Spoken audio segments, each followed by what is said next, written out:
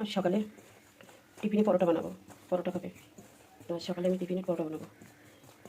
আটার মধ্যে একটু একটু নুন দেবো, তারপর দেবো একটু চিনি,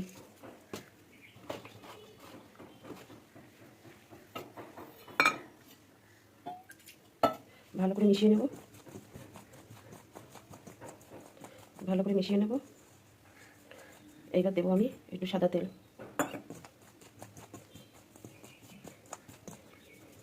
এবার জলটা দিয়ে মাখবো। আটাটা আমার মাখা দেখুন কত কমপ্লিট হলো, মাখা হয়ে গেল। এবার এটাকে 15 মিনিট প্লাস্টিক দিয়ে ভালো করে রাখতে হবে। প্লাস্টিকটা দিয়ে 15 মিনিট বেঁচে থাকলে আমি আপনাদেরকে লাচ্ছা পাওয়াটা করবো আজকে। একটু আটা গুঁড়ি দিয়ে এটাকে বেলবো সুন্দর করে।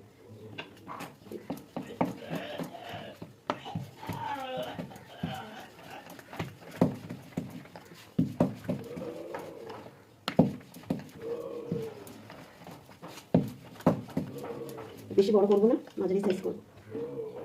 চাটু বসানো আছে, আমি এটা উনানে দিলাম, দিয়ে আর একটা এমনি করেই করবো। একটু আটার গুঁড়ি দিলাম। আপনারা চাইলে শুধু ময়দা দিয়েও করতে পারেন। করে ওটাকে গরম জলে মেখে 15 মিনিট প্লাস্টিক দিয়ে চাপা দিতে হবে। দেওয়ার পর তারপরে আপনারা এইভাবে করে করবেন, যেমনি নরম তেমনি খেতে টেস্টি লাগে।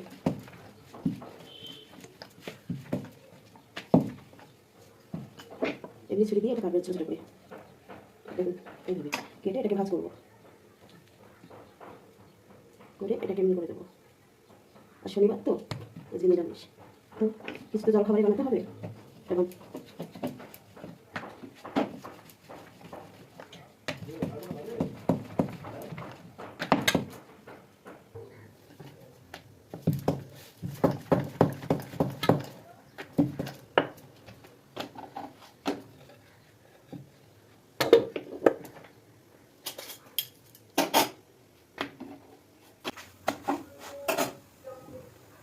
তেলও লাগবে না, ওটা তেলও হয়ে গেল, এটা ভালো।